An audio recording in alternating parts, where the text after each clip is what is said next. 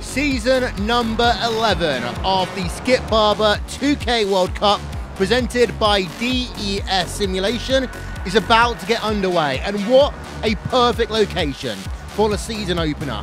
The famous, historic circuit Spa-Francorchamps. It's going to be a packed race here today. We've almost got all the grid positions filled up. 45 minutes as ever.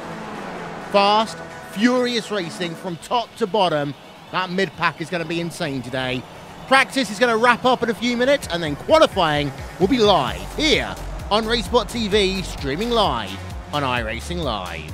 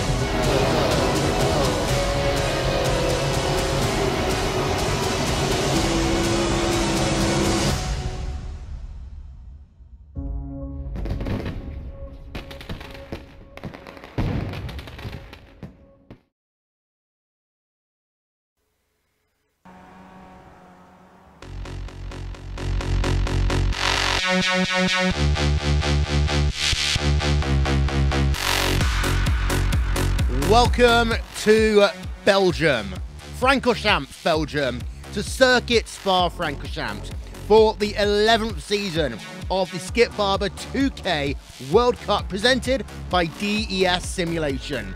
It's Will Vincent here along with Jake Sperry. We've got ourselves about 10 minutes left of practice before we head ourselves over to qualifying. Standard qualifying rules apply, of course, in this series. 2 laps. Go as fast as you possibly can. And today, Jake, is going to be really important to nail qualifying because there's currently 48 drivers who are looking to get to the front of the field. Not only is this 48 drivers, but this is 48 drivers split by just 3 seconds out in qualifying, well, in practice right now.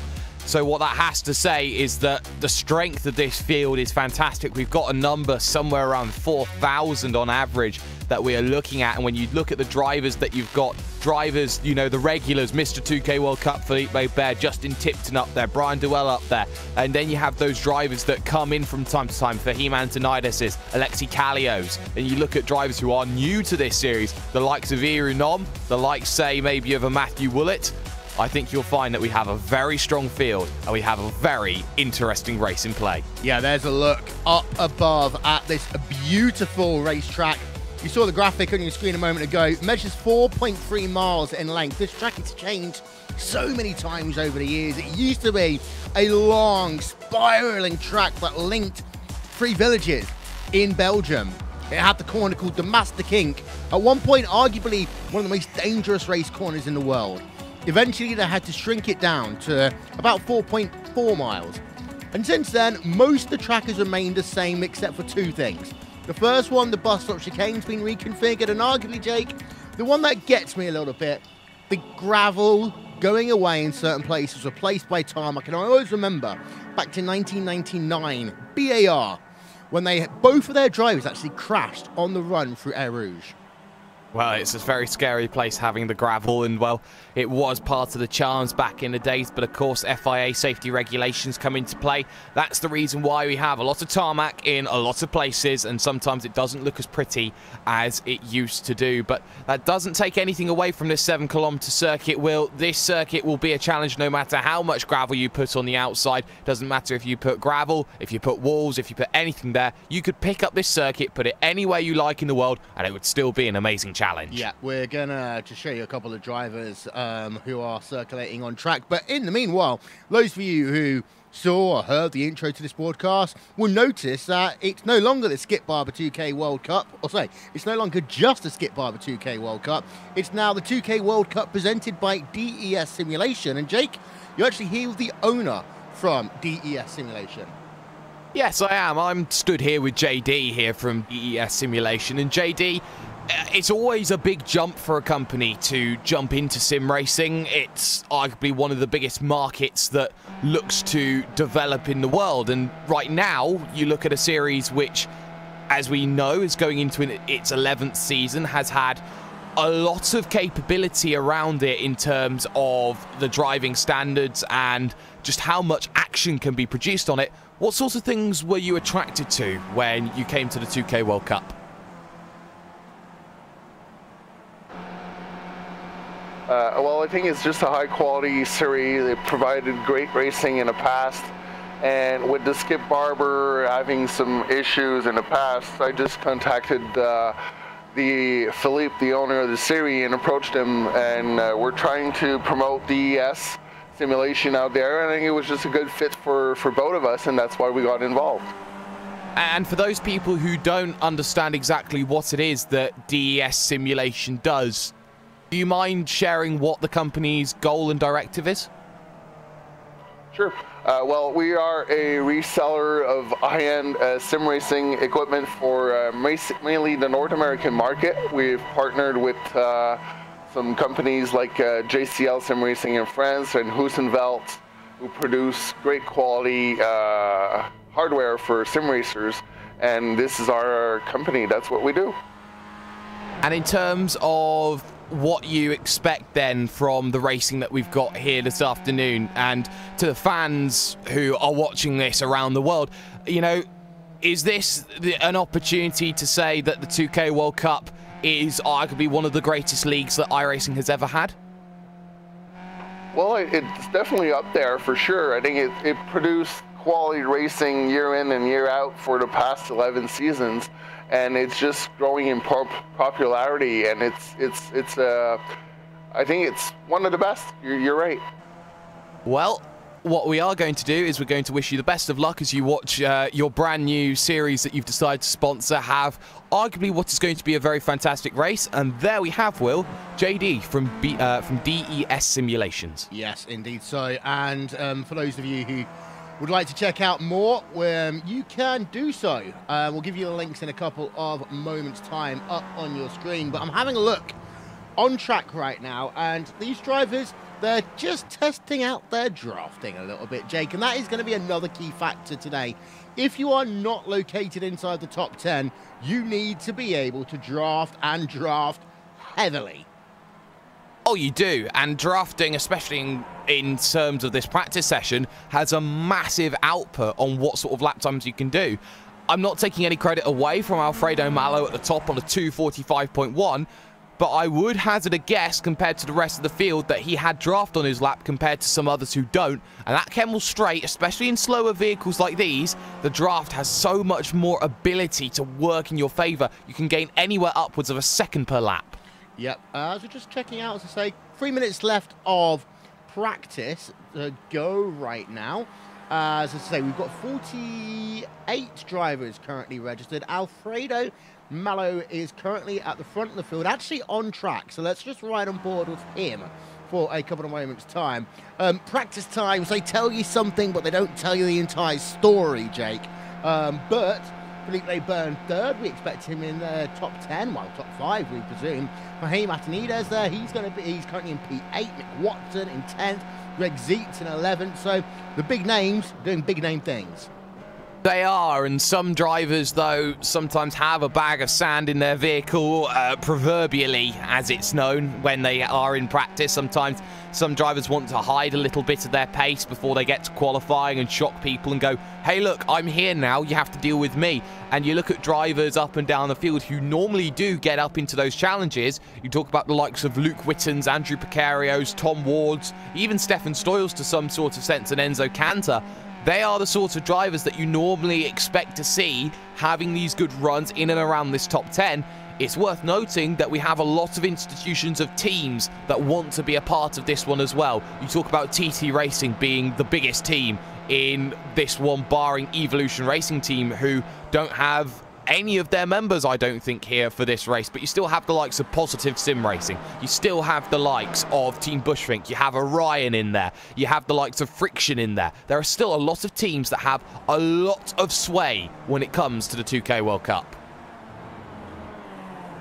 Indeed, so there's actually one of those Friction Racing drivers. We're going to go on board of him now. That is Tom Ward in the number 224 Friction Racing car, working side by side there with another driver through the bus stop chicane. That's the number 154 car, Ben & Jerry's. What better sponsor can you have on a Skip Barber? Except for DES Simulation, of course. But coming now, again, are they going to try and go side by side on the run down the hill? I don't think they will. So Tom Ward will stay behind for the time being. But again, Ward, one of these drivers, is trying to work out where you can make the passes, how close you need to be, how that slipstream is going to work. As we see again on board, that time Tom Ward is easily going to get past on the run from Radion through the little kink towards Lacombe. That right, left, right complex. And you can see it. As soon as you get back into the draft, alongside, again, will go that number 154 machine.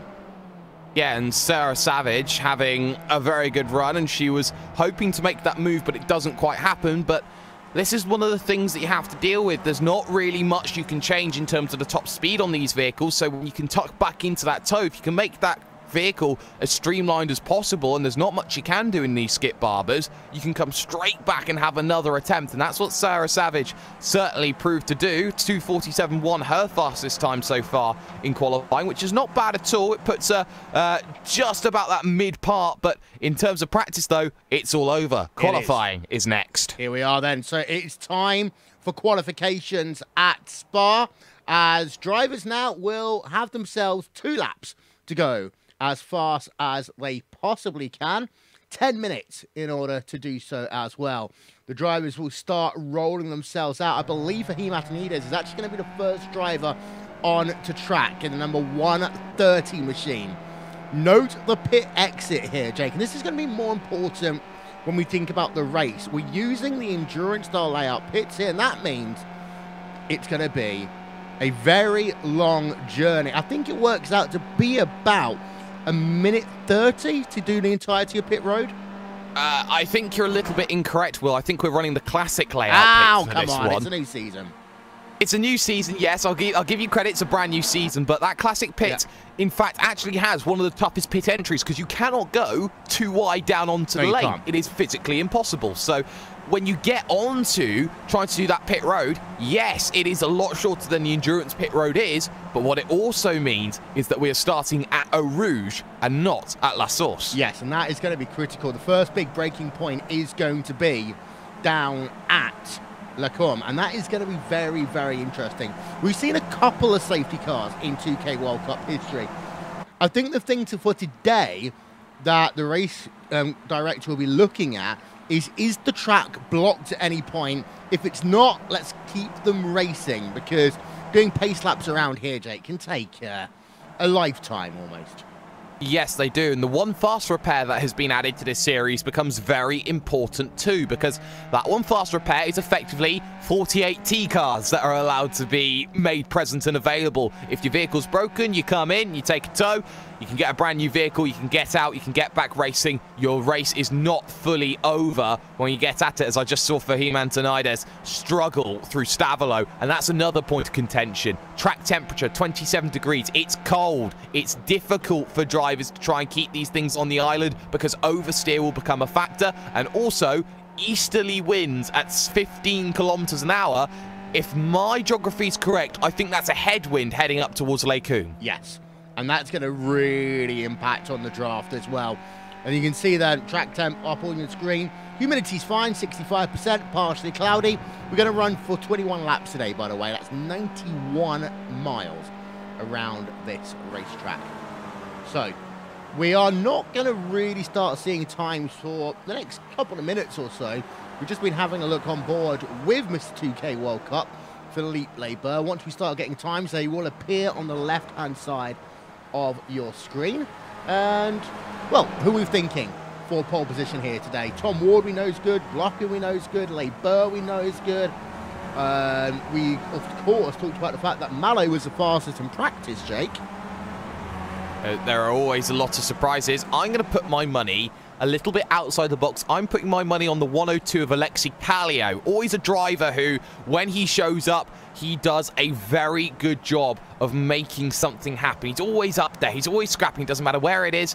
And I like Alexi Kallio as a driver. I hope he does well today. I tell you what, I saw something very interesting there by Philippe Barber.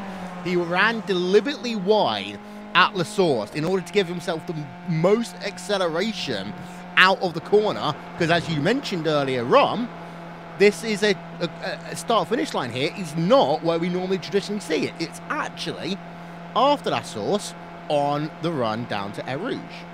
Yes, and that's going to be very crucial, because if he can just gain a few tenths of a second, even a single hundredth of a second as he makes the run up towards Eau Rouge and then through to Lake Coum and Malmedy, that's going to be so crucial for Barber. It gives him that opportunity, but it is worth knowing that this series has had implications for the iRacing service before. I'd like to take it back to a time when even I wasn't a part of the sim racing setup, and we're talking a very long way back. Drivers like, I believe it was Mikko Nasi, or was it Rico Alatalo? I think it was Alatalo, would run the banking, say, at New Hampshire, try and use the banking to then get that run to set things up. That's why you get slowdowns on bankings on Roval courses now. Yeah, and there's also, of course, the famous incident in the World Championship Grand Prix Series once, when we saw drivers find a way of actually using the pit entry to go faster. But we're not going to go into controversy too much. Sector 1, then, for Philippe Barber is 105.9 for him. That's interesting. I'm actually going to keep an eye today on some of these sector times, try and work out where your gains and losses are. Very short second split time there, 28.067. Of course, from here on, there's only really one more braking zone, and that is going to be at the bus stop chicane. It is, and that bus stop chicane, arguably some say have butchered that corner, but it is a very difficult second part of that, because you have that massive off-camber left-hander, which really does test the capability of a vehicle, as the first times now will look to start to come in, likes of Brian Doyle looking to make the line, the Canadian driver, and he will look to try and get to turn number 1 and make things happen. But everybody knows that time is of the essence. EU Nom knows about it. Diogo Francisco knows about it as well. Also, this guy in the 204, Alfredo Mallow, as he will make his run all the way to the line, and he will set a 2:46.9, and he goes quickest. Yep, so 2:46.9 there by Mallow. There are the times, so they all come streaming in now on your screen. We're going to keep it with Barber just to finish off his lap, and then we can start doing some comparison work here. Barber heading himself down the hill towards the start-finish line. It's going to be a split time of 1:13.209. That's not actually a very good lap there by him. Well, the lap doesn't count. Yeah, he didn't. So he's run wide somewhere. He may have had something that has you know, clipped him off track or something, or he's just clipped a wall somewhere, maybe down at Speaker's Corner. That's something to keep in mind. Philippe Laibert now only has 1 lap to make it happen, and that's big. Yeah, and I was also going to say, this is one track where you also cannot crash in either of your laps because you don't end up with enough time to get a new car, get back out on track, and finish your laps in time. So, Alfredo Melo leads right now in qualifying by 1/10 of a second, exactly, over Alexei Kallio right now. So 246.946 is your time to beat. As we now have a look at Malio, and actually having a look there, Philippe Laibert wasn't that much slower than Malo in Sector 1. He did a 1 minute 9:01, so 3/100ths of a second there was what the gap was through the first sector. Now turn our attention over to Kallio right now, 105.6. Actually, Kallio is fantastic there in sector number 1. That's a 0.3 of a second faster than what your pole position driver did. And that's very surprising because Alexei Kallio, you wouldn't feel there'd be too much to gain those 0.3 of a second, but it's in this middle sector you'd feel like the run to Fania, and this very technical middle section is where probably Kallio is becoming a little bit undone. And I wonder if Kallio has set up that vehicle to use the slipstream, thinking that he'll be finishing outside the top 10. Currently, he's in second, and that's probably the biggest surprise that he will have for a while, Will. Yeah, and Malio actually, he went himself a 10th faster than Kallio that time in sector number 2. So heading out of the corner now, Alfredo Malo is going to now just work himself past the classic start-finish line that we all know and love, but the lap doesn't finish here. You've now got to go down towards La Source, a big braking zone, slowest corner on the racetrack, as what will Alfredo Malo be able to do on his second and final timed lap here. It doesn't look as though he's going to go much faster. In fact, no, he will go slower on his second lap there. But we see Aero noms up to P number 2 for the time being. And for Matinides, he goes up to the top of the timing stands. What about Kallio then? It's all going to be to play for as they come through the final corner. And Tipton's moved up to pole position, 246.6 there. I think it's going to be very, very close there with Kallio. He goes up there by 1/1000th of a second. Take that one to the bank and sell that one. Laibert, Mr. 2K World Cup, only manages position number 4. Tuan Tran can't do much. Matthew Woolett looked like he could have been a driver. He doesn't manage to do much either. You still got the likes, though, of Greg Seitz, who can come in and set a time. He's down in 17th. He's normally one of those drivers who makes positions during the race, but Greg Seitz from time to time can do something. You still have the likes of, I believe, Andrew Picario, who can do something with a time as well, but Greg Seitz coming to the line. He needs something to beat 17th. He does himself a 2:47.1. That's P11. He was very good on his first sector. He lost out dramatically, though, in sector number 2. He won't have enough time to do anything else because qualifying pretty much is now in the books. 7 seconds remaining. 5, down to 4, down to 3, 2, 1, 0. Qualifying is over. So let's have a look then at your starting grid for this afternoon, this evening's event here on RaceSpot TV. And it is Alexei Kallio who will get himself pole position by 1/1000th of a second over Justin Tipton. There is then the rest of your grid. For Matinides, 3rd place. Philippe Laibert outside row number 2. Aero Nom in 5th place with Borja Zazo there in 6th. Luke Witten 7th. Alfredo Malo in 8th after, let's not forget, being the fastest on that first lap. We'll talk about that one in the race when we get time. Tom Ward, P number 9. Diogo and Francisco in P10 on the outside of row 5. Greg Zeet 11th, who saw his last lap. Tran in 12th. Bob Batalla in 13th place. Stephen Stolz in 14th. Arime Martin in 15th. Tyler Herviers in 16th. And then you've got Montini, Duell, Warmingham, and Matt Defoe rounding out your top 20. It's a big field here today, so let's run through then on your screen the remainder of your qualifying time. Try and pick out your favourite driver, friends or family if you got it. And you're watching, hi, welcome to RaceSpot TV. It's season number 11 of the Skip Barber 2K World Cup presented by DES Simulation. Will Winton along with Jake Sperry. And there you can see we had 48 drivers qualify here today. But at the end, it was so close. 1/1000th of a second is what separates out your field here today.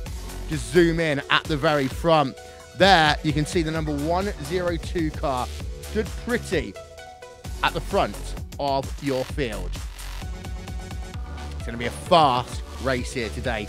The start of this race is going to be faster than what you'll see in pretty much any other race because we're starting down at Air Rouge. Race lights will go on.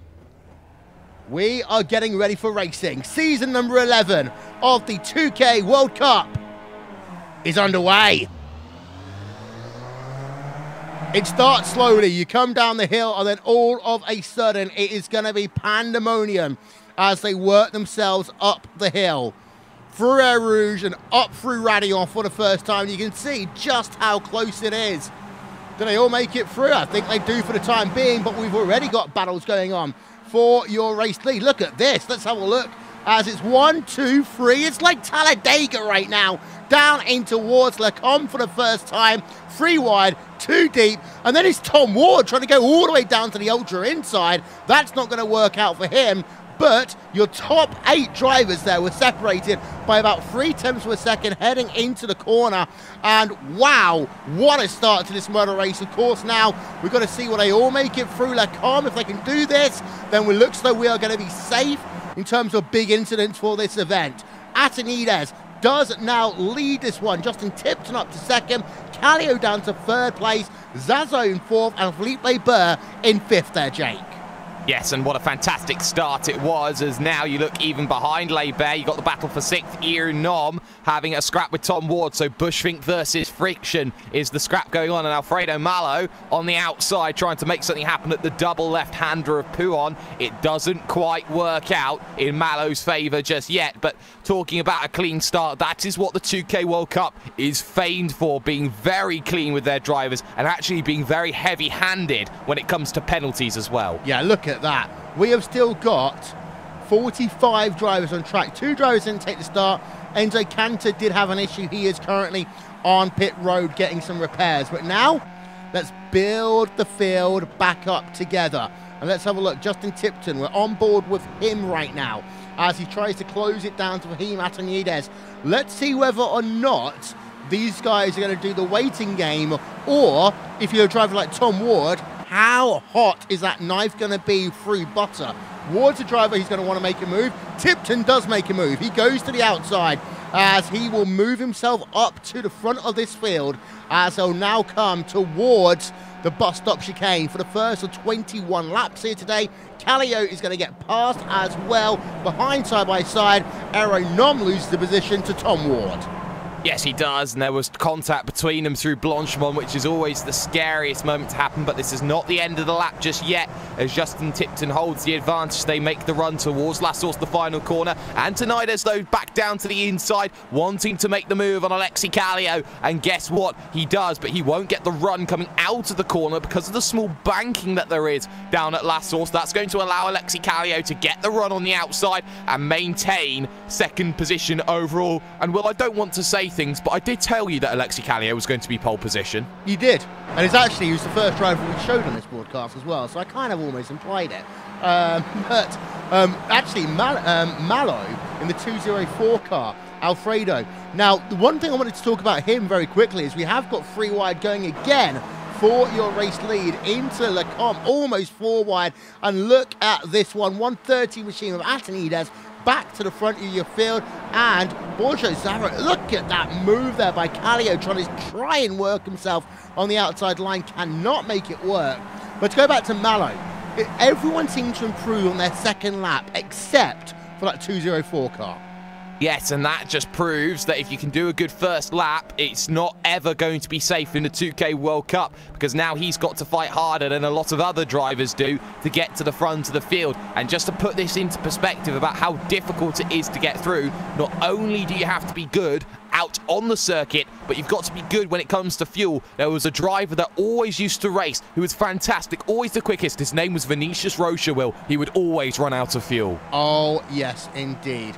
As by the way, official sponsor of the 2K World Cup is DES Simulation. You can visit dessimulation.com to view their range, as we talked about earlier on.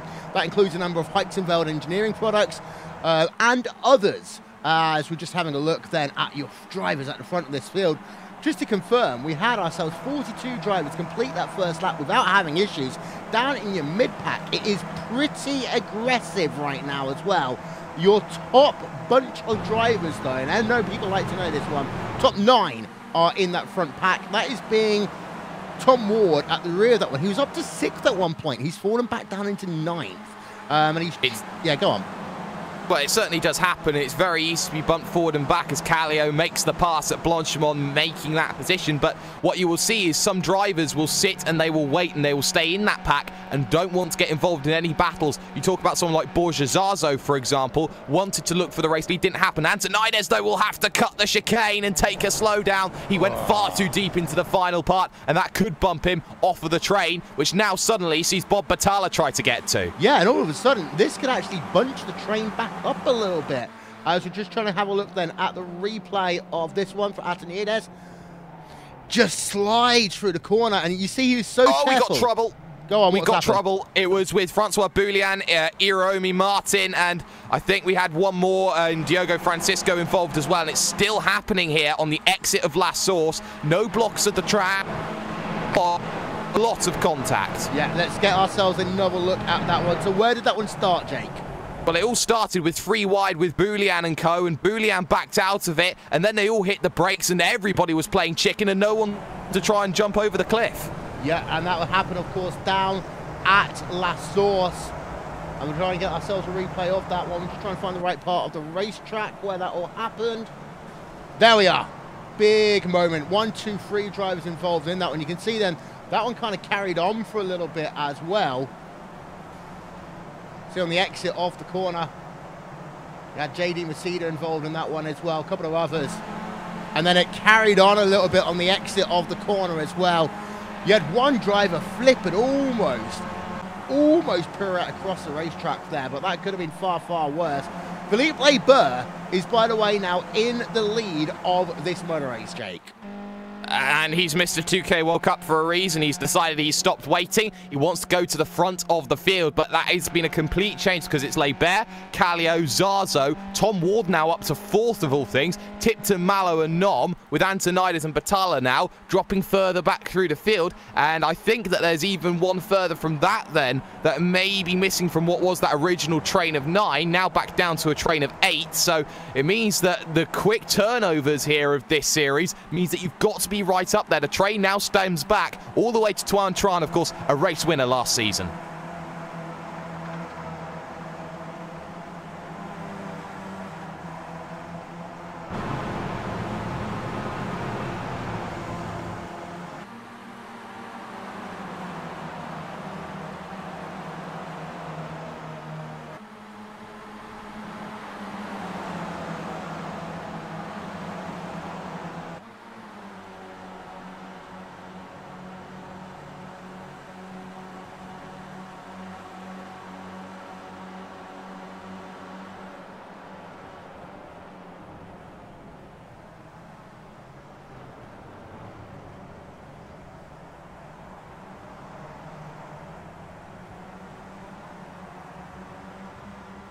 Fahim Antonides has had himself a moment, and he just loops it there. They were going 3 wide, 2 deep into the bus stop chicane there, Jake. It was all going so well. And then it was Fahim Antonides at the rear of that one who spun. But apart from that, that was fantastic into the bus stop. Oh, you can't argue against it. It was fantastic, and Antonides knows that he had to be on that train. He was scrapping it out, and, well, he's just done that all on his lonesome because he actually got turned, I think, there. It wasn't on his own. I think he got a bit of help from Bob Battaglia in that section. Corner. So that means that Bob Battaglia has completely opened this one up because Greg Seitz now will try and lead the second train. The second train's nowhere now. We're 3 wide for second. Yeah, as they are trying to hunt down Philippe Labeur. It almost looked like they were doing a formation move on him there. Tom Ward up to second place. Tom Ward trying to go for first there, using the overspeed for the corner, and Tom Ward has done that. That is absolutely amazing by Tom Ward, moving himself to the front of this field. We got a car turned around. And that is... Yes, Tipton. Tipton, yeah.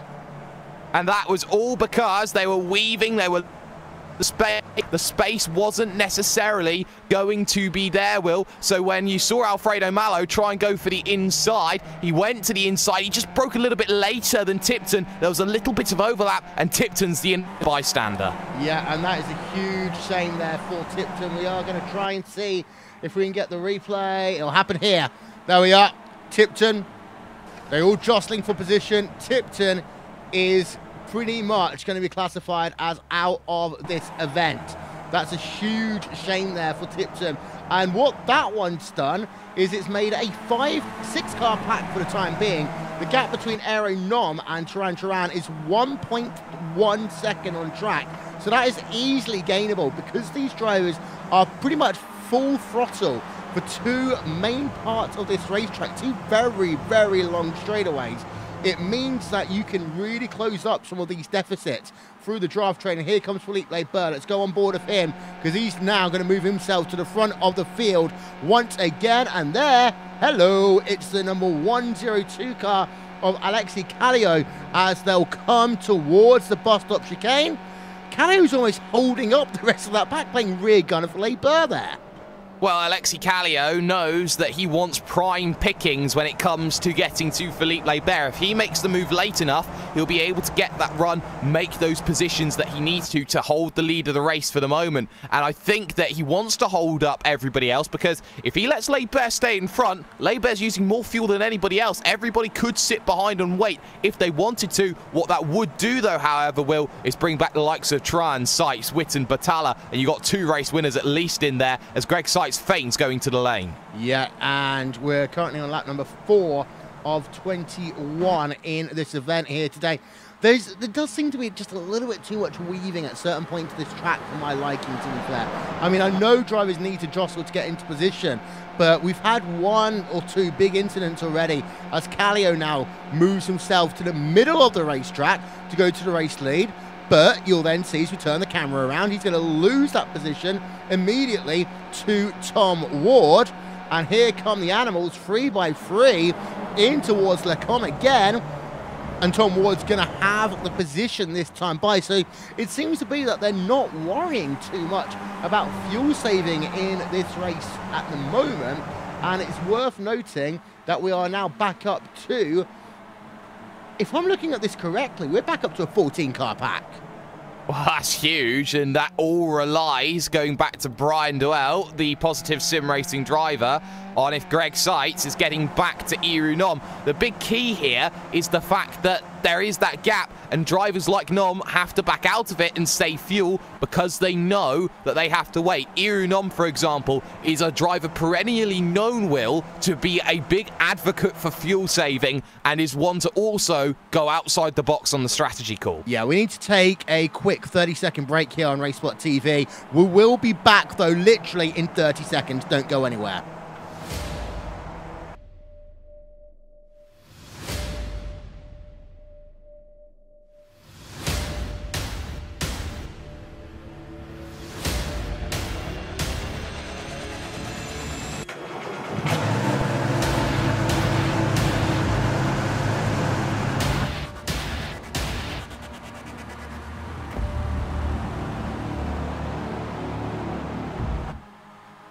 Told you it would be quick.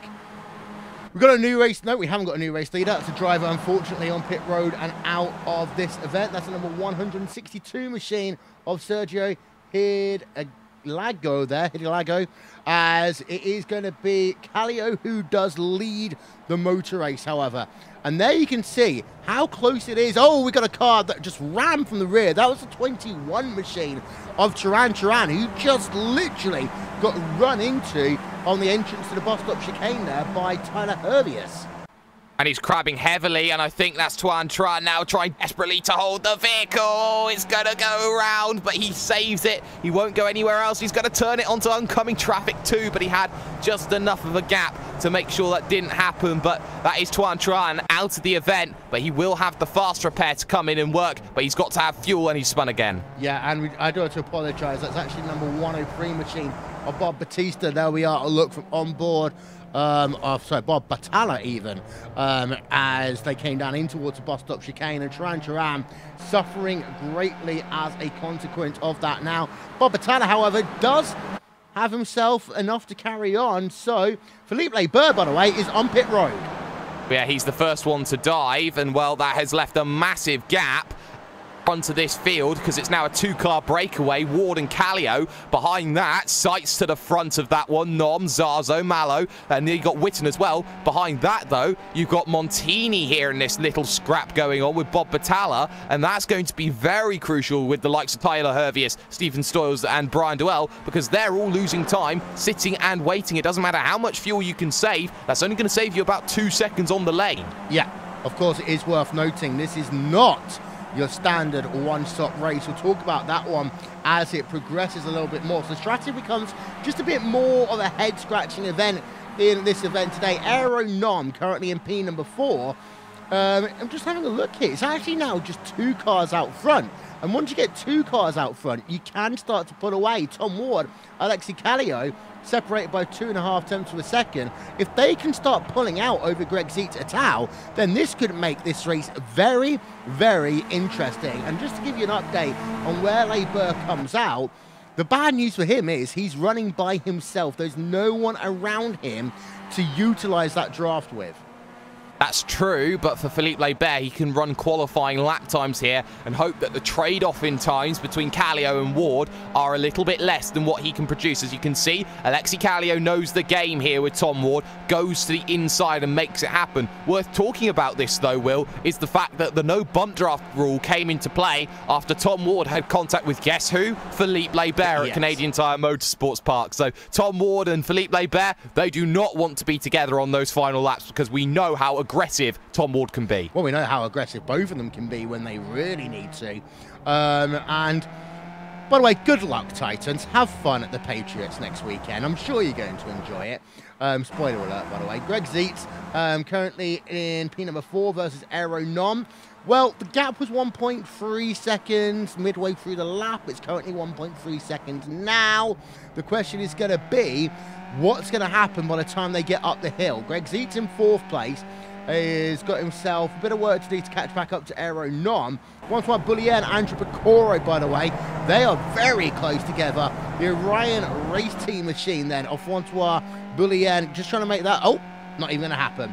Because you've actually got Picoro on towards pit road, so that one, we can just put that away for the time being. Gap up to 1.8 seconds, though, between Callio and Greg Zietz. So they are starting to really pull away now, Jake.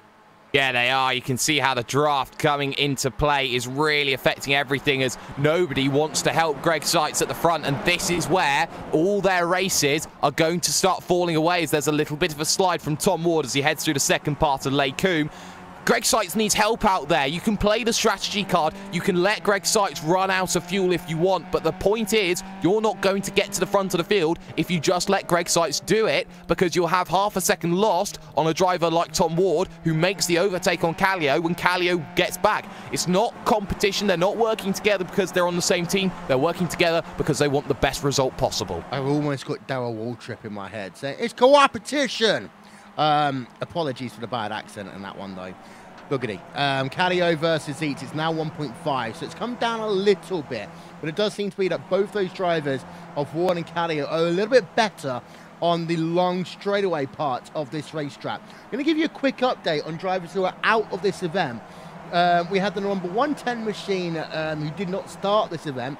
Matt Defoe seems to have had an issue right at the beginning. He's out of this event. Mick Watson is out. David Pena Jimenez is out. Justin Tipton, well, we saw that incident, is out.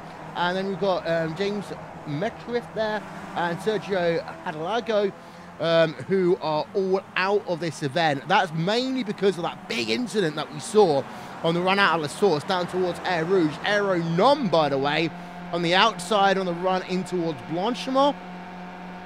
Just trying to make himself that move past.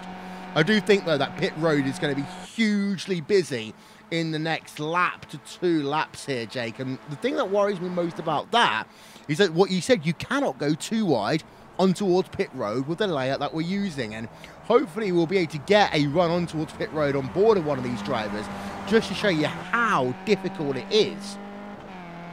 Yeah, it's very, very difficult to get down onto this lane. And I think Iru Nom knows in the Team Bushfink Racing machine just how important it is that he has to get to the front, because he doesn't want to lose that draft compared to Tom Ward and Alexi Callio, who they themselves are working together. But look at this. In comes 1, in comes 2, in comes nobody else. So there we go. And we got a swarm effect going on down onto the lane. And almost we're going to have contact. Yes, we are. Montini's going to get the bump, by Tyler Hervius. Well, let's get ourselves a second look at that one coming on towards pit road, because this is exactly what we were talking about. And one of the things, I was always thinking about oval racing here, that you can't really be on the outside coming on towards pit road. You've got to get yourself single file.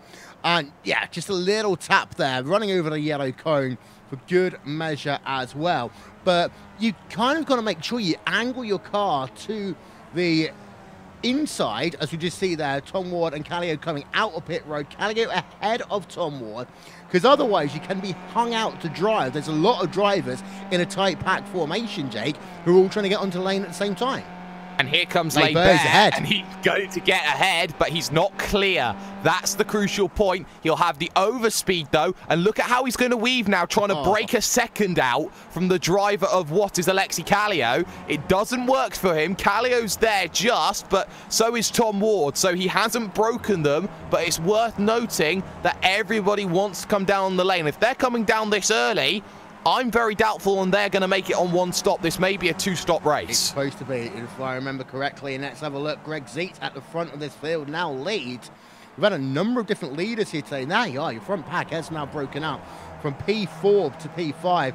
Alfredo Mallow to Brian Duell. It's now 5.2 seconds on track, which is a pretty big one.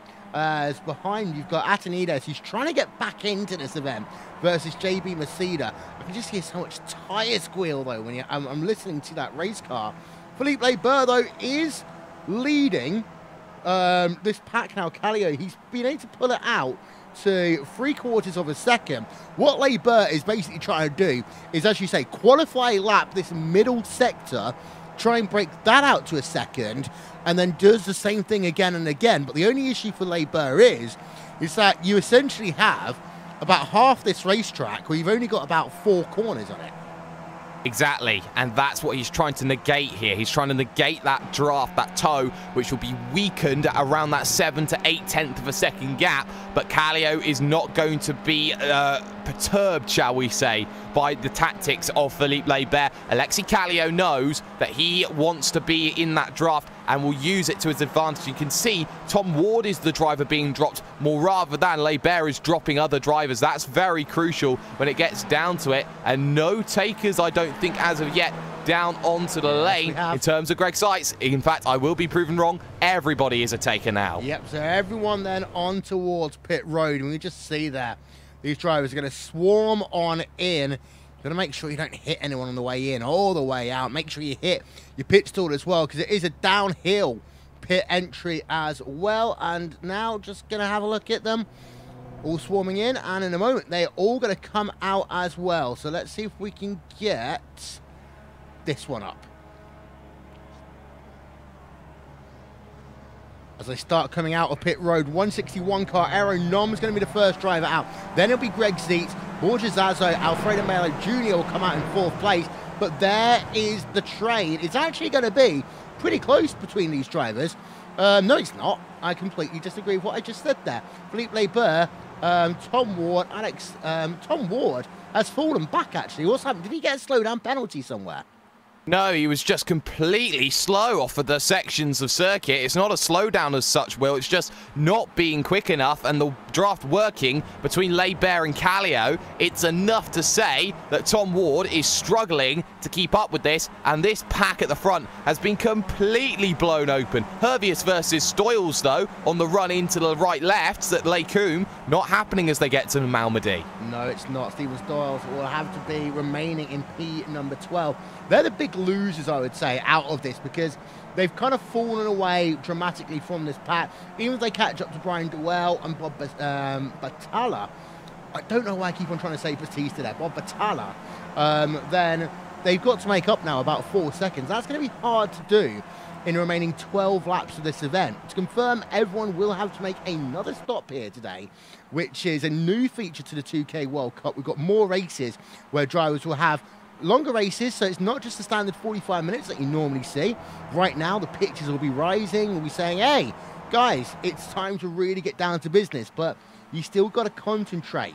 The gap between Barber and Tom Ward is remaining at 1.5 seconds. It's not really moved at all this lap, but Tom Ward needs a dance partner. The only issue is, the only dance partner he has is Aero Nom, who I think is just happy to stay and sit behind and save some fuel. Yes, I think Irinom really does want to sit behind, save fuel. I don't think he's quite got the game, but I think he'll have to work with Tom Ward. Ward's not going to be content to sit at the front and lose and hemorrhage time as Barber goes through on Alexi Kallio. I do know, I think I know why you were saying Batista instead of Batalla, Will. The Royal Rumble's in a few weeks. Yep, road to WrestleMania and all that jazz. Francois Boullion, by the way, is out of this event. We haven't been made to pick up exactly what happened, but he is out of this event. Steven Stoyles and Tyler Hervius, those two drivers are still really close together. But what they're doing is actually losing time now to Dewell and those drivers ahead of them. Yes, and, you know, for Brian Dewell trying to break away, the likes of Bob Batalla as well, Tyler Hervius needs help from Stoyles. He hasn't had it. He's had to scrap a little bit this lap. That's why the gap is opening up. But I want to keep my eye on Tom Ward because something doesn't seem right from Tom Ward in terms of how he's driving that vehicle. He's struggling through all the slow apex corners, and again, he's just having to turn that wheel more than you normally would, and that's costing him a 247. You look at his rivals, 246 is the pair of them. He's dropping a second a lap. Here's my hypothesis. He hit one of those sausage curbs down at the bus stop chicane, and that's bent his steering out a bit. Oh, that would be not ideal, or maybe he's even collided with someone on the exit of pit road or something like that, something very untoward. No, saw him come out of pit road. He was fine. Well, maybe he could have done then, but it's one of those things for Tom Ward where he doesn't normally make those sorts of mistakes. So Tom Ward dropping backwards. He'll soon be in the clutches of the likes of Sykes, Zazo, Witten, and Mallow in the next, in the not too distant future, shall we say? Right, you can look at tape. I can't. You go and find the internet. I do think it's at the bus stop chicane. Now about a lap and a half ago. In the meanwhile, I'm going to run through your top 8 as it seems right now here in the first round of the 11th season of the 2K World Cup, presented by DES Simulations, and here is your top 8. It is Alexi Kallio who leads. Is in that 2-horse battle with Philippe Barber. They are trading positions. They're trying to work that draft to their advantage. Third place is Aero Nom. He did pass Tom Ward. He's now in pretty much no man's land. Has no dance partner, no draft partner to work with. Tom Ward is in 4th place. He is dropping back, though, at a tremendous rate to knots. He was right up there with Kallio and Barber at one point. He's now fallen to about 9/10 of a second behind Aero Nom. And he's actually been caught now by Greg Zeet, who's in 5th, Borja Zazo, who is in 6th, Luke Witten in 7th, and Alfredo Mallow, who is in P number 8, as it stands right now. We're now going to show you the movers and shakers in this event so far, as we get ourselves close to halfway here. And Philippe Barber up 3 places, Kallio down 1, but that's not that big a deal because he's right there at the front of the field. Aero Nom up 2 places. Ward up 5 spots, but again, we've got that big question mark around his car right now. Greg Zeet is in 5th place, and then Luke Witten, say he's only up 1 position, but Zeet is up 6. He's your biggest mover inside your top 9. Brian Dewell, though, up 8 places. Anthony Catt up 17 places here today, Jake.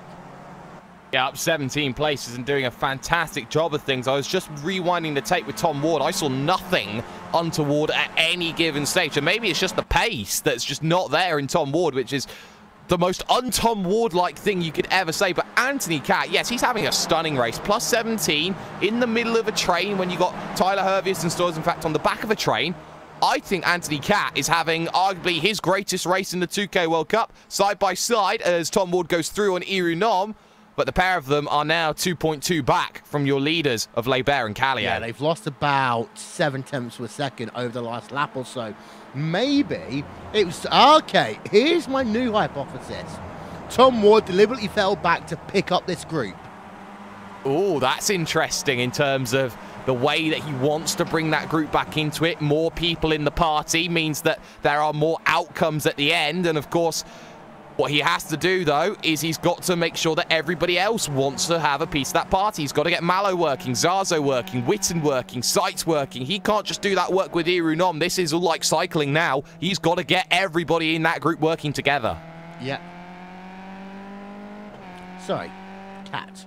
I'm just trying to think, though. Yeah, actually, I do think that was the case. Because, again, more people working in that draft pack together should, in theory, help. But I don't know how well it's working just yet. Greg Zeet remaining about 6 tenths of a second. He's not caught right up to the rear of Tom Ward. This is what you'd expect them to do, to work together a bit more. Just to let you know, Brian Duell is still involved in the battle for P number 9. And behind him is the driver of Bob Batalla right there in the Iberia number 103 machine. Gap between those is 3 tenths of a second. And then just behind them, you've got Steven Stores and Tyler Hervius. Stores hasn't actually been able to do anything. And what's happened now is allowing Cat to come back into play to make that a 3-horse battle.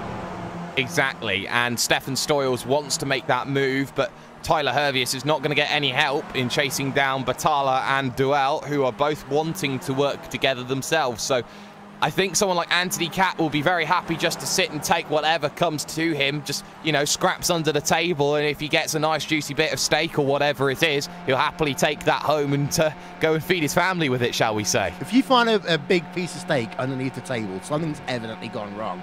JB Maceda, by the way, in a battle with Adam Blockett and Carl Dronke. 3-horse battle going on for 15th, 16th and 17th place on track. Bit of a wiggle there by Blocker through the bus stop chicane. And there you can see behind Maceda is the driver of Carl Dronke from New Jersey in the number 10 machine. So there are plenty of battles going on in your field. You've also got Mike McCormick, Russell Clark and Rob Adams. They're in a 3-horse battle, but this is for 19th, 20th and 21st place on track. And then you've got yourself... Oh, we just had a crash. Oh dear, so that's going to be further back in the field, I assume? Chorley, I believe it is. Just having a look, yeah, zooming in. That was surely not. Chorley in the number 945 Club UK and Ireland car. And let's have a replay of the tape. This is down into the bus stop chicane, side by side with the number 130 machine. Oh, the two just came together. Mark Chorley trying to take that kind of tight line. You start on the outside, then work down to the inside. Didn't work out for him. Let's get ourselves another look at that. On board this time with Mark Chorley.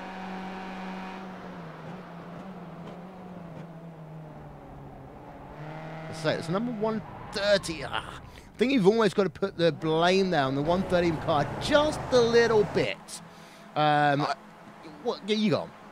I don't want to say anything, but that's for He-Man Tonides again, for what is probably the 2nd or 3rd time we've seen him be involved in an incident, whether he's spun or he's been involved in an accident. The door was shut, but by the same point, I think there was enough of a vehicle alongside to make that happen. But, you know, when we go back to the front of that train, we talked about Greg Sights not wanting to be there. Greg Sights is gone. Yeah. He's pulled out, actually. 8 tenths of a second. He is flying all of a sudden, as we're now past the halfway point of this event. And Zeet, if he carries on, I mean, they are all going to pull back up to him. So, you know, you can pull out 8 tenths of a second, that's fine. By the time you get to the bus stop chicane, it's pretty much going to be nothing again.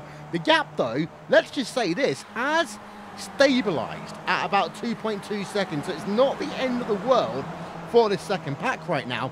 The issue was Luke Whitten is thinking about going alongside Tom Ward. I can imagine Ward in his helmet just saying, no, don't, not yet, because they're closing the gap. It's now down to 4 tenths per second again. And they actually have gained 2 tenths per second over your leading duo over the course of the last lap or so. Exactly, and that's what they've needed to do, is just claw that gap down. It was 2.3 to the driver, third position to first over that last lap. I expect that to come down to the likes of, say, 2.1 seconds, maybe even 2.2 by the time they get there, because Kallio and Leibert, they can only do so much at the front of that field. They just got to work it out, and there you saw Leibert going to the inside, and watch that. Kallio does not want the toe yet. He wants to get as much of a run as possible up this hill, up through Eau Rouge and Radion. The gap, though, has opened up by 3 tenths of a second, though, to the race leader. Yes, just for a moment, however. Don't forget, this long run down towards Lacombe is going to be an interesting part, as back to the race lead will go Kallio. Leibert just holding that inside line. And the interesting thing there is that Leibert doesn't immediately tuck back in either, knowing the fact he's otherwise had to brake check himself. Gap up to 2.4, 2.3. It's about the same as they enter the Lacombe complex on this track. It's Whitten now who leads that one. So Whitten was able to make 2 places up. He's now in charge of the second pack. Yes, and now everybody wants to start making themselves forward, because they know when it comes to that pit stop window, that second one, Will, as we look at that train, someone's going to be going a little bit wide from there. That's Alfredo Malo, I think, who's having to deal with, I believe that was Irunom potentially running wide through Ravage down into Speaker's Corner. You know, people need to get to the front of the train to make that stop, because if someone's in front of you when you come down onto the lane, they check up because they think they're going to overshoot it and speed down onto the lane.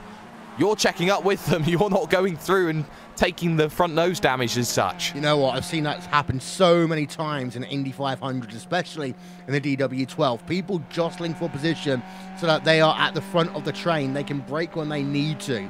It's one of the things that happen. And actually, if you're in a pack with teammates, you can work that one to your advantage as well.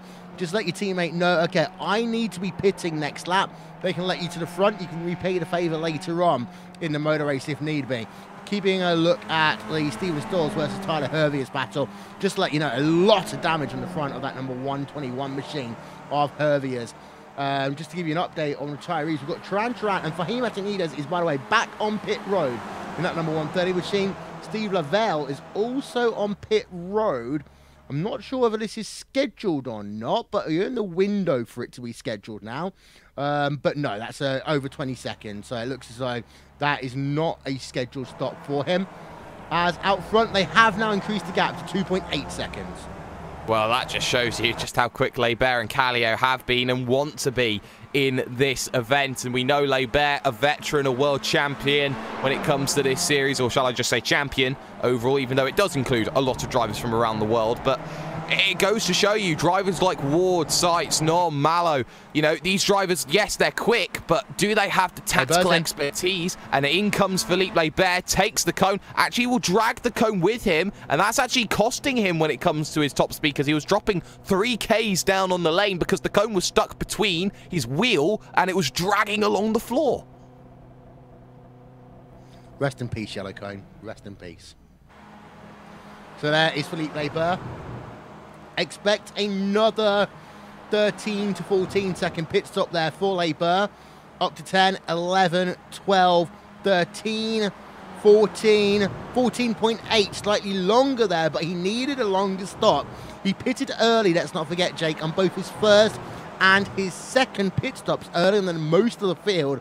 So that means he does need more gas to get to the end of this motor race. I think there's numbers that they are trying to hit, but because that there's no fuel saving going on from Leibert, he has to come in earlier than other drivers. So he would have filled that tank to full, and I think he's filled that tank up to full again to try and get himself home. It leaves Kallio on his own, which is dangerous for Alexi Kallio, because I think on one lap pace, Leibert can best Kallio, despite Kallio being the pole sitter, because Leibert has that ability to click on any single day, any single lap, a world record or a qualifying lap. What do you do then if you're Kallio? Do you respond immediately, or are we going to be in a situation where maybe you want to have maybe a look at the time behind and judge when you come on towards pit road, comparing yourself to Aero Nom, Greg Zeitz, Tom Ward et al. It depends on the strategy. If Kallio's going to try and save fuel, and if he's been trying to save a little bit of fuel where he can, then he will come down as late as he possibly can to try and get as little time on the lane as possible. But I don't think he's done that, Will. So I think he's got to respond to this one. He's got to come in instantly to negate any chance Leiber has of having a perfect outlap. Yeah, so 2.7 seconds is the gap between P number 1 and 2 right now. There is Greg Zeitz as he's in 3rd place right now, coming towards the bus stop chicane.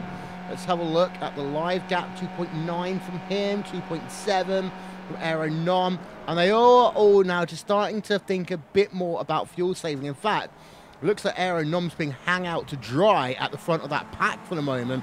That might change, however, if that gap gets any bigger, and it has grown by a 10th of a second, because you can save all the fuel you want and it will help you on pit road, but not if that gap will continue to increase. So, go on. Exactly. I was going to agree with you on that because, yeah, and in comes Kallio. I think Nom's going to follow, and he does. And look at this. Everybody thinking about it. Zeitz takes the dummy, and Witten completely whiffs his line. He's going to have to take a stop and hold penalty for that. Yeah, let's get a replay then of Witten coming on towards pit road. In fact, this is a good place to try and view all the drivers coming on towards pit road. This is Luke Witten. Let's listen in.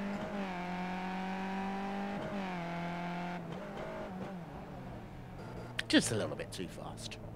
Just only a little. Only a little.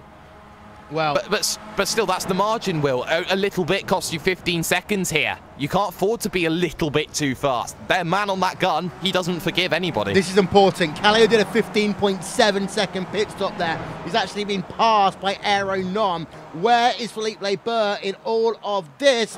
Philippe Leiber is past 1. Philippe Leiber not yet past Aero Nom, but of course has that huge overspeed. Philippe Leiber is going to get past the driver of Aero Nom. The biggest loser there was Alexei Kallio, because he did a 15.7 second pit stop. Yes, and that's crucial because Alexei Kallio, that long stop, maybe very unlucky when it came to the fuel. The man just didn't put enough in. Maybe he took a little bit more. He's now suddenly a second back on everybody, needing a bit of help to get back to Aero Nom. But we know Nom should be working now with Leiber to break them. Now, what is this going to mean for those who have been saving in the train? Take, say, Borja Zazo, for example. He'll be saving a lot less because he hasn't been to the front at all in that second pack. Also worth noting that the driver of Aero Nom, who's actually now just gotten past Philippe Leiber, only did a 12.3 second pit stop, so he's gambling on fuel mileage right now. And this is very smart by Philippe Leiber. He's dropped back, allowed Aero Nom to lead this pack. Aero Nom was leading the pack for the last couple of laps with 4 pit stops. He can just sit where he is for the next couple of laps and ruin Aero Nom's race. This is important, though, ahead. Zeitz versus Ward versus Zazo versus Mallow. 4 drivers. We expect them to come in either this lap or next as we start to close out the extended first round of the 2018, or the 11th season of the 2K World Cup, presented by DES Simulation, coming toward La Source, the final corner, let's not forget, on this layout of the racetrack. So don't expect to hear high-pitched noises when they come past that famous Circuit Spa-Francorchamps sign. It's actually after you come out of here that we'll see them in 1, 2 coming in. That is going to be Greg Zeitz and Tom Ward coming on towards pit road. And 2 stay out, which is very crucial because Mallow and Zazo have to work together for the first time in this event. Brian Duell behind also decides to dive down onto the lane. And this is crucial, though. Kallio has caught back up to Nom and Leiber. So Philippe Leiber, for all that sitting and waiting and playing strategy, they've allowed Kallio back into the fight. So Leiber may have just snookered himself a little bit. Out of the box goes Greg Zeitz. He's the first one to go at the moment. He's the only one to go because Tom Ward is a mile back behind as he gets going. Here comes the likes of Philippe Leiber up Eau Rouge and Radion, and Greg Zeitz now getting up to speed. He'll be on that train. But Tom Ward won't. He's out of it. for all intents and purposes. He is out of it right now. You just see he's only now coming back and merging, and Luke Witten is actually going to go past him. It is Callio who is now again at the head of this field. Aeronom second, Felipe Burr in third. It's 1 second between Burr and Greg Zietz right now. Zietz needs to have the middle sector of a lifetime. He does, but he needs Barber at the front of this field. Why? Because their teammates will. He needs Irunom to be overtaken. He needs Alexi Callio to be overtaken because Barber will slow that group down, bring back Greg Zietz into play, but they can't do that because of the factors of Zazo and Mallow. If Zazo and Mallow save the fuel, do what they need to do here, that's going to bring everybody back into play, and this could be a train of 6 to the end. I don't have too much doubt on that. Well, Zietz has already closed it back down to 6 tenths per second, so there's not going to be too many issues there. Tom Ward, has been a disappointing day for him in that 224 machine. We thought that he had some issues earlier on. It actually turned out he was trying to play it strategically. The only issue is I kind of bit him in the end of that because all these drivers close together.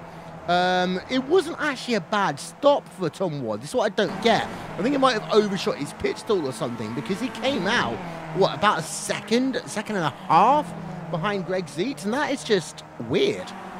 It is, but Tom Ward is one of the best at UK&I Monday Night Skippies that does not take into account the pit stop phase and the pit stop cycle. That's crucial, so that may be an area of his game, Will, that he just has to try and work out and make a little bit better. The next question, though, on the end of lap 16, start of lap 17, with 5 laps to go when Zazo and Mallow cross the line, who's going to dive down onto the lane? I expect both of them. The answer is we're going to get one, we're going to get the pair. Yeah, we are. So let's have a look then.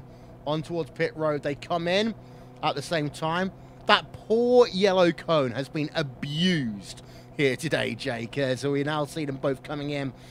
It could well be they get lucky and merge right out into this pack. I think they'll be at the very rear of it, though.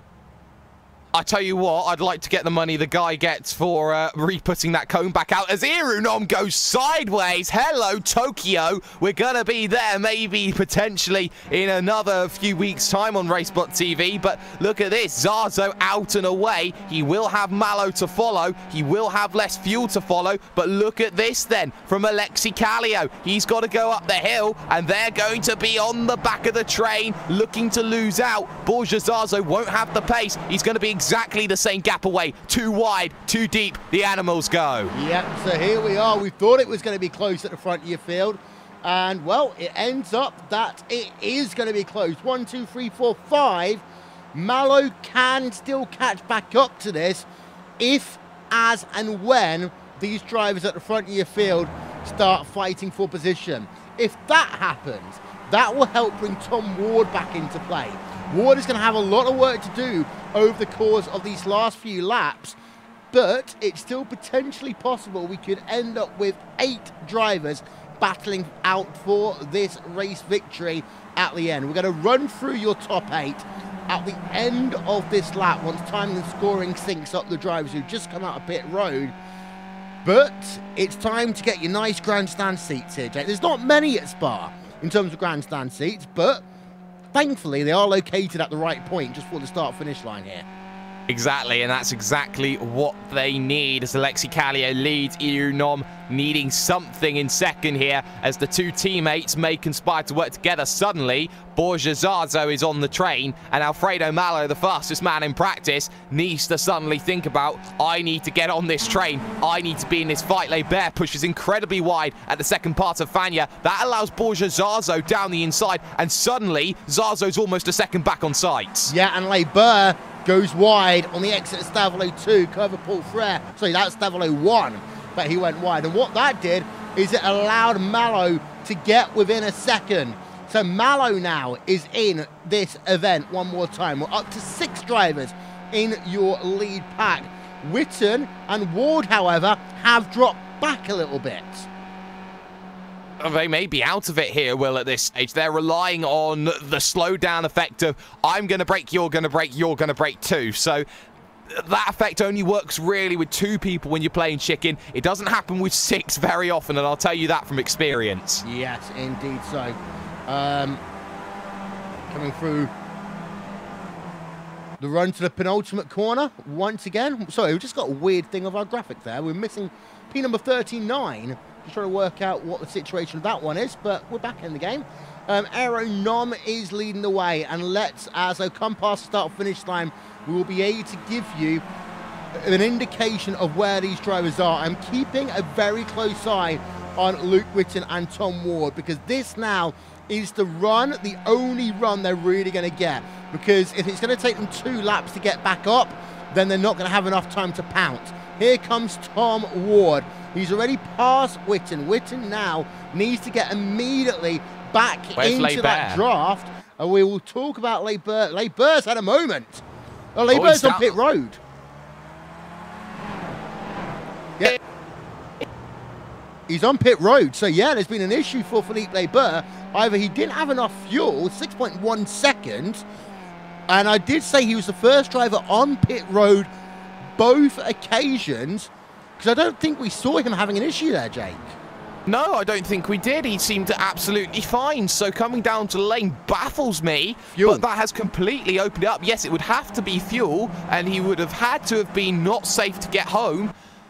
But it would come right down to it. It's opened up the pack. Alfredo Malo now desperately needs to get onto the back of Greg Seitz, but they're now 2.5 seconds back. It's a battle of threes here. It really is indeed now. So to give you an update, Philippe Barber down into 16th place, and I will say that one is down to fuel. Let's not forget he was the first driver to come on towards pit road, first main driver in the first stint. First driver to come towards pit road in his second stint. Yes, he did have a longer stop, but it wasn't that much longer than some of the other drivers around him. I think he miscalculated by about a lap and a half, had to come down, knew he wasn't going to make it. Here, though, is a look at your standings. With just a few laps to go here. On RaceSpot TV, there's 21 lap epic here. What is the first round of the 11th season? We can see already going side by side, Alexi Callow versus Greg Seitz. This is for 1 and 2, and we'll put Aero Nom there in the conversation as well. They are your top 3 drivers. Alfredo Malo, he is in 4th place as it stands right now. He is in a pack with Borgesazo, and Luke Witten and Tom Ward are behind. In P6 and P7, Brian Duell has now worked himself up into P number 8.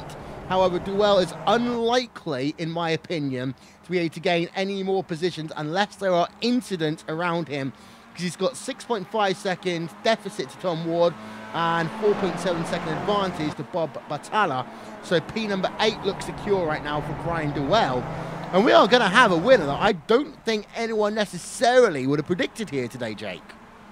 Well, I predicted the pole man, but Calio was up there fighting. Aero Nom arguably would have been an outside favourite, knowing how well he has been in Skip Barber races anywhere else. And you look at Greg Seitz, yes, he was in 11th to begin with in this race, but he has worked tremendously hard to be up in this party, having this scrap for the win come the end of this event. And I don't think you can take anything away from it, because look at this, here we go, 3 wide, we're going to take it. Aero Nom thought about it, backed out of it. He wants Greg Seitz to lead. He wants to be there on the final lap only, does Aero Nom. Yeah, and this is when you start thinking, where do I need to be at certain points of the racetrack entering that final lap of the motor race.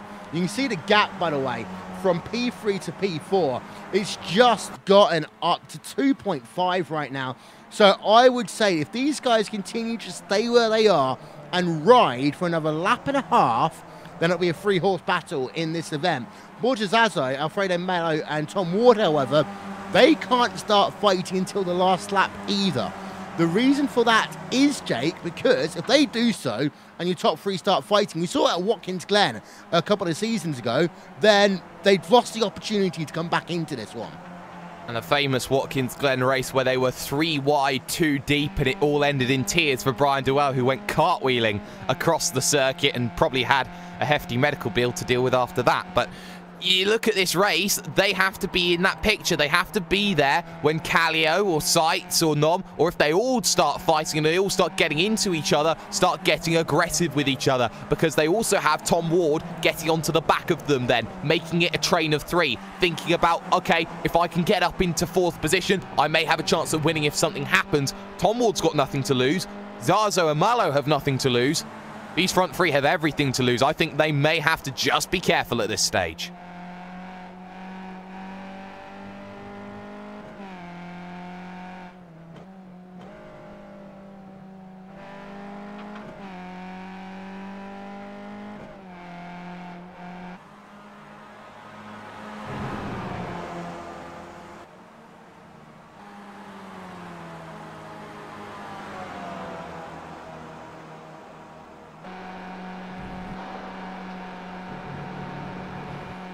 So he's got a few more battles then to go in this event. Apologies for the communications there, but I'm speechless there, Jake. Tyler Herviers, after battling with Steven Stalls all race long, has actually now got himself past and up into P10.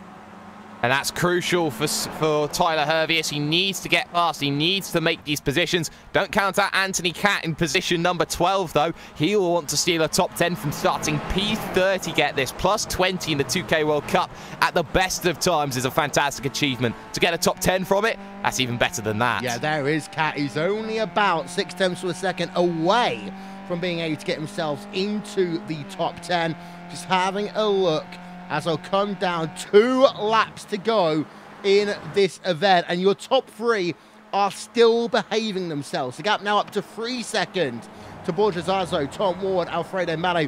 And I think at this point, if they get themselves to the bus stop chicane and they see the fact that they're still behaving out front, you might start seeing Tom Ward, I think, trying to assert his dominance, because Ward will know he will lose position up towards Lecombe.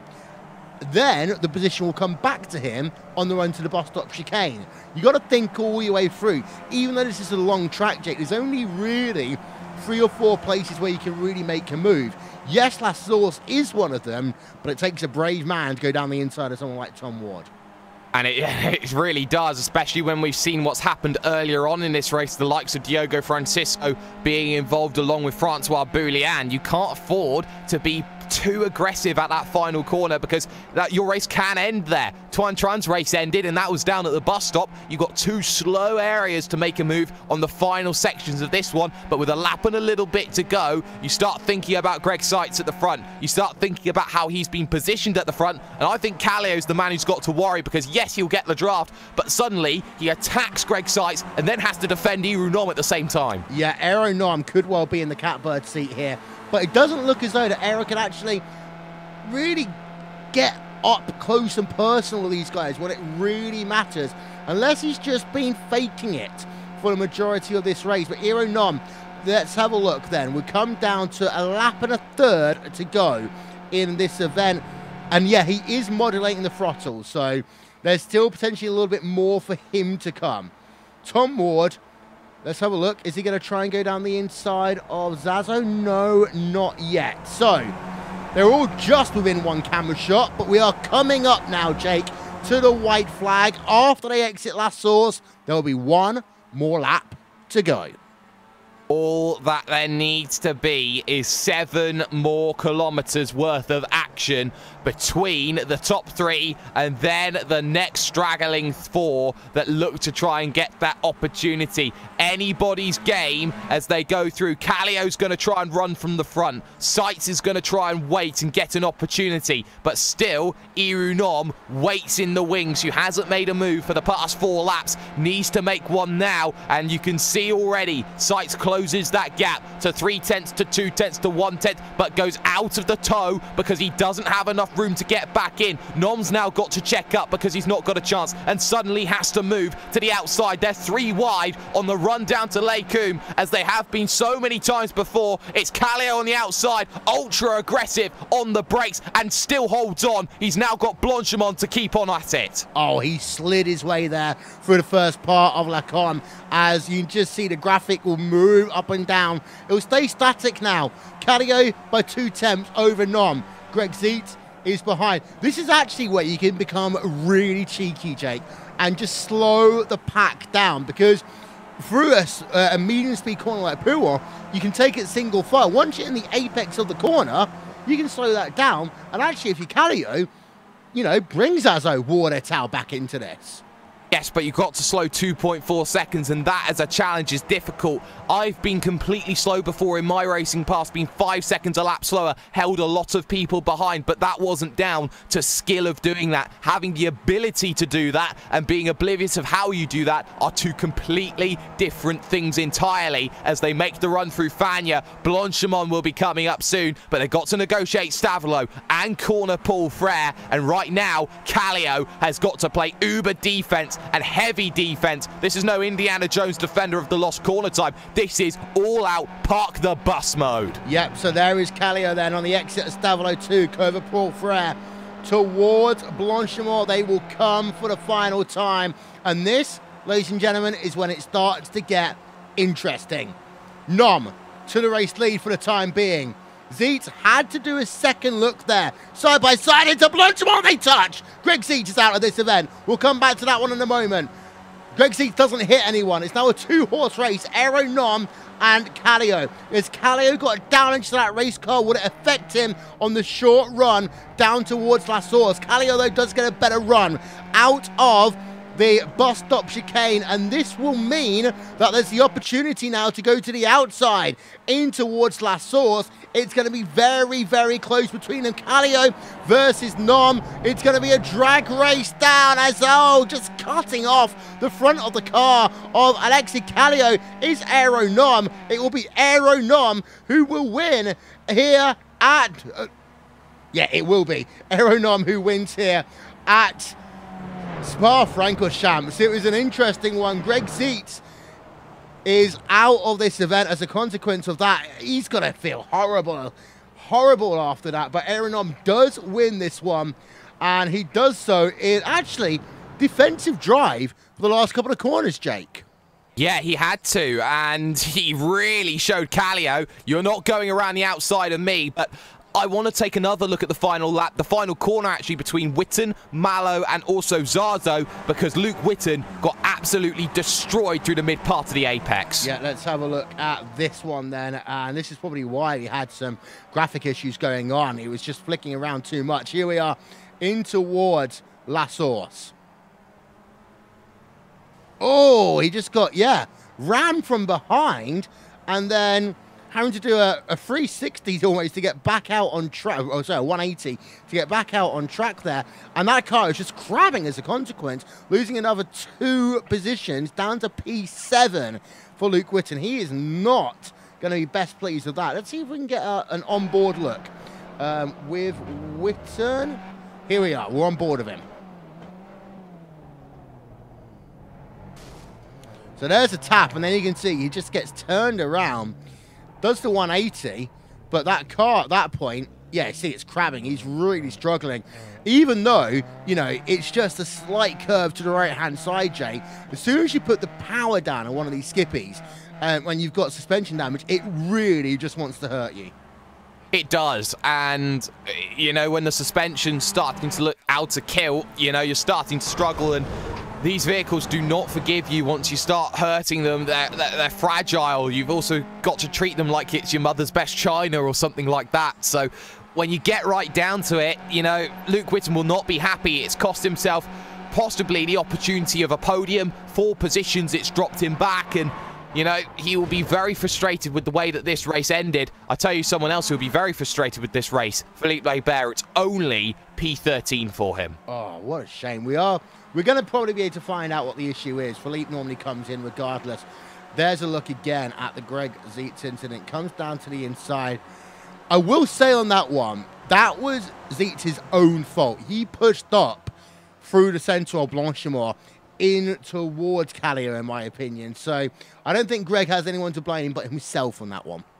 Well, Kallio left room, and we knew on the final lap that Alexis Kallio was only ever going to leave racing room at that stage, but Alexis Kallio left more than enough space, in my opinion, Will. And Greg Zeitz, yes, the corner naturally tracks out that way, but if you're going to go down the inside in that final lap, you have got to be prepared to track right on that white line on the left-hand side of the circuit. Well then, let's give you your final race results here from the season opener of the Skip Barber 2K World Cup presented by DES Simulation.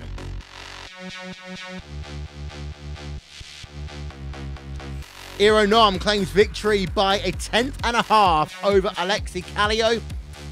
And then behind, about 2.7 seconds back, was that battle going on with Borja Zazzo and Alfredo Malo. Greg Zeet, after being there in 3rd place coming into Blanchimont, gets involved in an incident, is able to bring that car home in 5th place, gets it turned around, able to survive and bring that car home. Brian Dewell in 6th place. And then you got yourself Luke Whitten. We saw what happened to him on the run to the start-finish line out of La Source, being turned around. He comes home in 7th.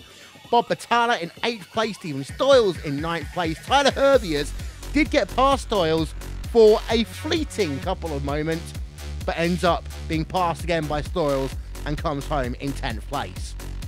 Andrew Picorio versus Adam Blocker was a battle that went on all day long. Picorio was able to hold off Adam Blocker by 4/100ths of a second. Philippe Leber had 3 pit stops here today. He was able to gain a bit of time up and positions at the end, but only 13th place for the number 2 machine. He will not be happy with that. Anthony Catt in 14th place, Carl Dronke in 15th, then Richard Warmingham, Edwin Valerno, JB Masida, Mike McCormick and Rob Adams round out your top 20. You can see that we had ourselves over 30 drivers finish on the lead lap here today. We had 23 of them finish within 1 minute of your race leader. We also ended up going back to P number 35 before we saw our first driver a lap down. That was the driver Tom Ward.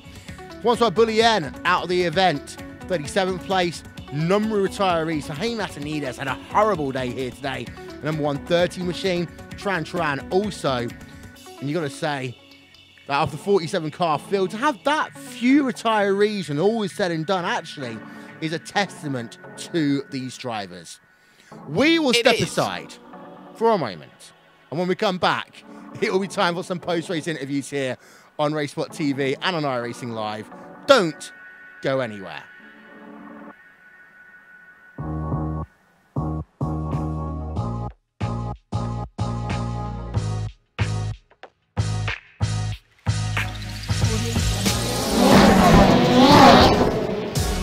Red Bull GRCs are now available on iRacing. I personally put my blood, sweat, and tears into this thing, developing the cars, the tracks, the dirt, making sure it is authentic as possible, and I really think you guys are going to love it. The best part is that this 600 horsepower Volkswagen Beetle is free to all members. So get signed up now and come race me online.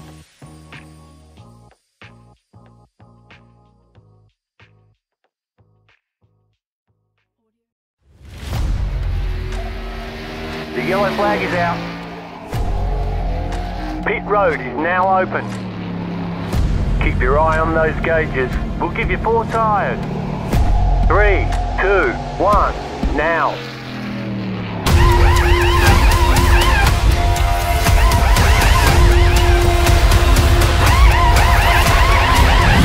We're done. Get going.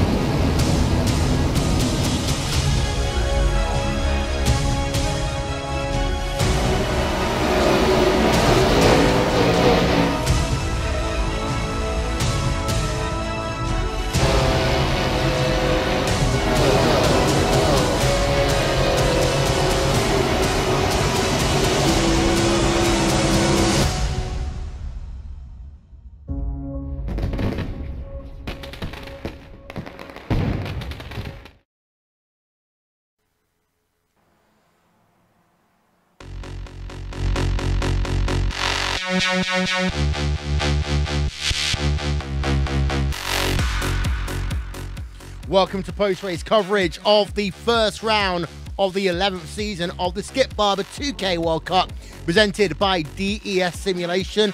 Well, Vincent Jakesbury here. Here's a look at your top 10 one more time. It was Aeronom who clocked himself victory by just under a 1/10 of a second over Alexei Kallio. Borja Zazo came home in 3rd place, Alfredo Mallow in 4th, Greg Ziet in 5th place. Brian Dewell, Luke Whitten, Bob Battaglia, Stephen Stiles and Tyler Herviers round out your top 10. Your top 10, by the way, separated by under 20 seconds after 21 laps worth of racing. Going to hand it over to Jake Sperry now. He has stood by with your race winner, who is Eero Nom. Well, it's a very familiar scene, Eero, knowing that you are normally one of the best Skippy drivers who hasn't been in the 2K World Cup for a very long while. But for you yourself, a victory today off of the back of very good fuel saving, good strategy ploy, and waiting for the right time. Yeah, definitely waiting for the right time. And yeah, after 5 championships in APL Skippies, I thought I will give this a try. Well, it certainly has paid off for you, especially when you look at the sort of category of field that you have around you. Of course, you had the likes of Alexei Kallio giving you the challenge, Greg Seats in the final stages. But talk about that early goings, having those trains of 10 to 14 that started cropping up and trying to find a gap here and there. Yeah, it was pretty difficult. I don't race with these guys, and in the APL, I maybe have 2 or 3 guys to race, and it was little bit learning curve there, but I try to stay safe and look where I go. Well, you certainly looked where you went, and especially in the final stages, having to play defense from Kallio, especially when he was making that monster charge out of the penultimate corner. Yeah, I made a mistake in the chicane, and yeah, I played little games, and I went wide in the last corner, and so he has no chance to cut back. So that worked well. He worked well too, so gave me room. Well, you got given a lot of room at the end, but of course, in 2 weeks' time, when the series comes back, we'll be heading over to Phoenix, and that's going to be a very different challenge when you get right down to it. Phoenix Raceway, not normally a traditional place to find a Skippy. Is it a free track? I don't know. Oh wait, so I assume it is. Okay, I've never driven there, so I have to learn. Well, there's always time for learning, Eero. Before we let you go, any shout-outs to sponsors for you or the boys back at Bushfink? Yeah, thanks for Bushfink for supporting me, and thanks for you guys for the broadcast and the organizers. No worries there. Eero Nom in the 57, short and sweet. Raikkonen 2.0, Will? Look, you know I'm not allowed to comment about any Finnish drivers. I've been to Finland. They like me over there. No, it's different. It's Estonia. Oh, sorry, Estonia. Sorry. In that case, yes. Raikkonen 2.0. I'm going to head over now to Philippe Lebert. Free-stop strategy here today, Philippe. Free-stop strategy. Had to pit for more fuel. Can I please buy you a calculator at some point? Yeah, that would certainly be helpful. But I can hardly hear you. There's a loud music in the background when you speak, so I could hardly hear what you said. Loud noises! Free-stop strategy, what went wrong? Yeah, so I did the calculations 2 minutes before qualifying, and I was in a hurry, and I just made a mistake. I underfueled by 1 lap, and once I saw that after the second stop, I tried to get Greg back in the lead group. That's the best I could do at that time, and then yeah, my race was over essentially. Well, it's been a bit of a tough start for you here today. However, next time out, we head ourselves from a long race to an oval race at Phoenix. How do you think you're going to fare there in a couple of weeks' time? I really enjoy the oval races. I think we're not going to have cautions depending on the field size, but if we have 40 cars, maybe we should do the cautions. I don't know, but I really enjoy doing those, and I'm usually pretty competitive, but there are a few drivers who are really good at that and who are usually not at the front in road races, like Adam Blocker and Brian. Brian is pretty quick on the road as well, but on ovals he's almost unbeatable, so it's going to be very interesting in 2 weeks' time. Well, who do you want to give a shout out to, Philippe, before we let you go? Of course, I want to mention DES Simulation, our season sponsor. For the first time we have a title sponsor for the series, and I want to thank them for their support, and hopefully it will be the start of a long relationship. Thank you very much. Philippe Barber there, coming home in P number 13.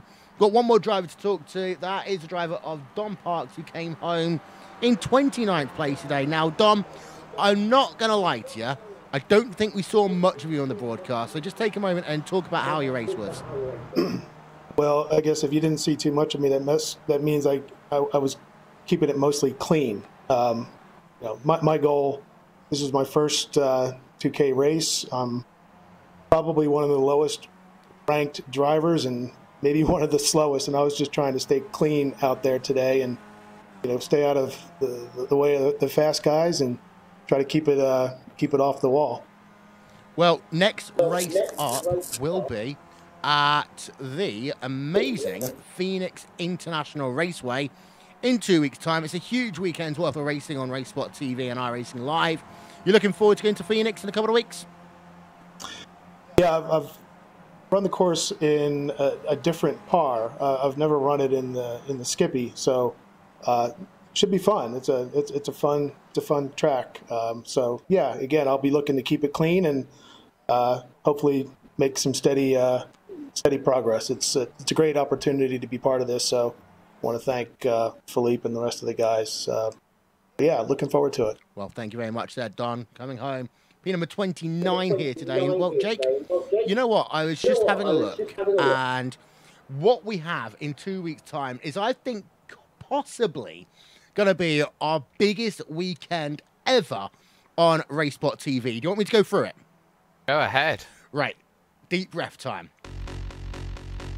We start, technically, on the 20th of January UK time with Red Bull Global Rallycross, week number 6 at Daytona, followed by the World of Outlaws Late Models at Volusia, followed by the World of Outlaws Sprint Car Series at Eldora.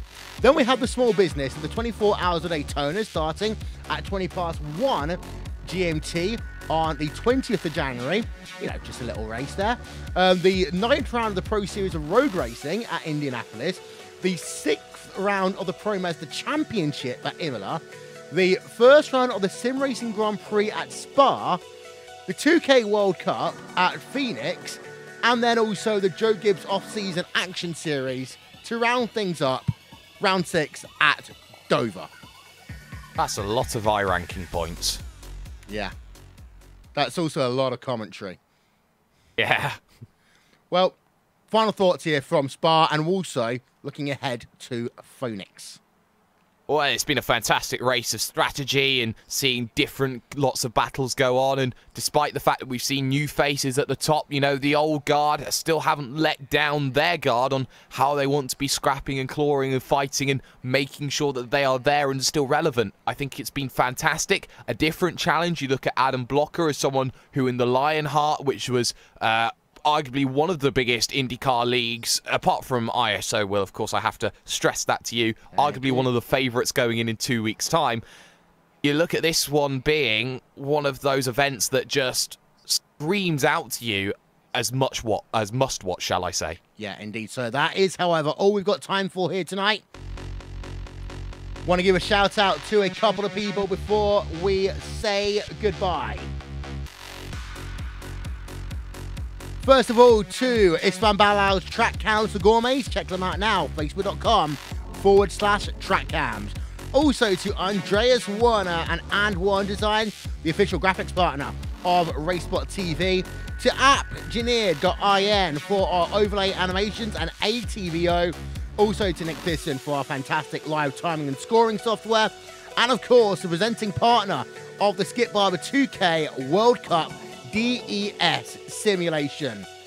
In 2 weeks' time, we talked about it being the biggest weekend ever on RaceSpot TV, and the second round of the Skip Barber 2K World Cup will be a part of that. That'll be at Phoenix International Raceway in 2 weeks' time. From Will Vincent, Jake Sperry, we'll see you there. Good night.